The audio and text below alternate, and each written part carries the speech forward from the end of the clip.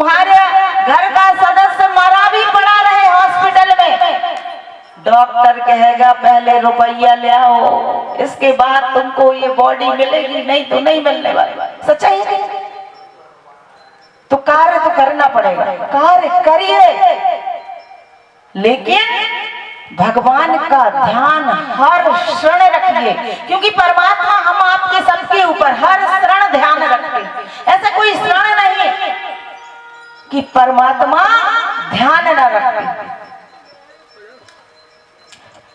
तीर्थ भूमि, कहीं का भी तीर्थ हो, तीर्थ की भूमि जो है पुण्य की भूमि होती।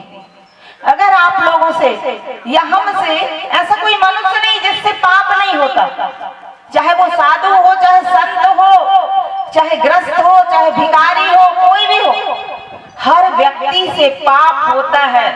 दुनिया में ऐसा कोई व्यक्ति पैदा नहीं हुआ जिससे पाप नहीं होता, लेकिन पाप के अलग अलग तरीके हैं। साधु संत महात्माओं से, पुण्य आत्माओं से, धोखे से, अनजाने के पाप होते हैं कि पता चला वहां से वहां तक पैदल चल के जा रहे हैं, 10 चींटी मर गई, पाप लगा। उनसे अनजाने में धोखे से पाप होते हैं, वो जानबूझ के पाप नहीं करते। लेकिन साधारण प्राणी जानबूझ के भी पाप करता है। अभी मैं बताऊंगी भैया, यदि अनाज के ऊपर शुद्ध घी का दिया जला के दान करो, ये वेद की बात, सच्चाई बात बोल रही हूँ, झूठ नहीं, तो किसी संत या ब्राह्मण को दान करो तो अगले जन्म में तुम्हें सुंदरता मिलेगी, इसमें कोई शक नहीं। कल से लोग दान करने लगेंगे कि अगला जन्म सुंदर हो, भाड़ में गया ये जन्म तेल लेने गया, लेकिन अगला तो सुंदर मिलेगा, ये पुण्य करने लगेंगे। जमीन दान करो तो अगले जन्म में जमीन रहेगी, सोना चांदी दान करोगे तो अगले जन्म में वो मिलेगा। तुम जो इस जन्म में दान करोगे वो तुम्हें अगले जन्म में मिलेगा। सब करने लगेंगे, इसमें शक नहीं, जिसकी जितनी सामर्थ्य करेगा, लेकिन एक चीज नहीं छोड़ेगा, जो पाप करता आ रहा है उसके तरफ मुड़ के नहीं देखेगा कि मैं ये पाप कर रहा हूं तो इसको छोड़ दूं, वो नहीं छोड़ेगा। परमात्मा कहते हैं तुम दान मत करो, कोई बात नहीं, लेकिन पाप मत करो।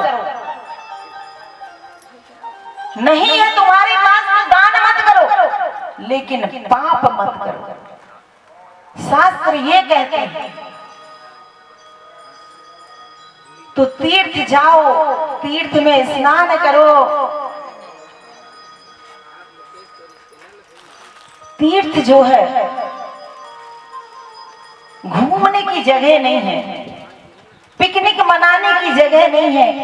आजकल लोगों को, बड़े बड़े अधिकारियों को और लोगों को छुट्टी मिली, कहते हैं चलो पिकनिक मनाने चले, नर्मदा जी के किनारे, गंगा जी के किनारे, या आसपास कोई तीर्थ स्थल है तो वहां चलो।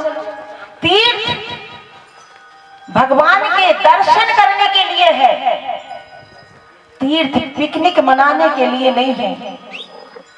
तीर्थ की भूमि पर यदि तुम्हारा पैर चला गया तो जाने अनजाने में तुमसे जो पाप हुए हैं वो पाप तुम्हारे उस भूमि पर पैर रखते ही समाप्त। आज जो ये भूमि है जहां पर यज्ञ हो रहा है, कथा हो रहा है, ये भूमि तीर्थ हो गई, और इस भूमि पर भी जो भी व्यक्ति आएगा उसके सारे पाप नष्ट हो जाएंगे, वह व्यक्ति पुण्य आत्मा हो जाएगा, वह व्यक्ति पुण्य आत्मा हो जाएगा। साफ साफ शास्त्रों में लिखा है कि अन्य क्षेत्रे कृतम पापम तीर्थ क्षेत्रे विनाश्यति, और तीर्थ क्षेत्रे कृतम पापम वज्रलेपो भविष्यति। तुम यदि सोचो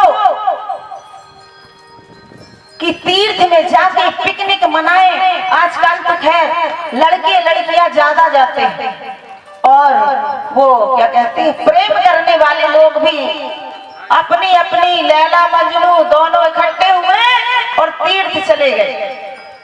और वहां पर व्यवस्थाएं तो है, सो जो पैसा दिया तो रूम मिल गया, वहीं जाके पाप कर रहे हैं। वहां कोई कुछ बोलने वाला नहीं, क्योंकि तीर्थ में दर्शन करने के लिए आए और वहां जाके पाप कर रहे हैं।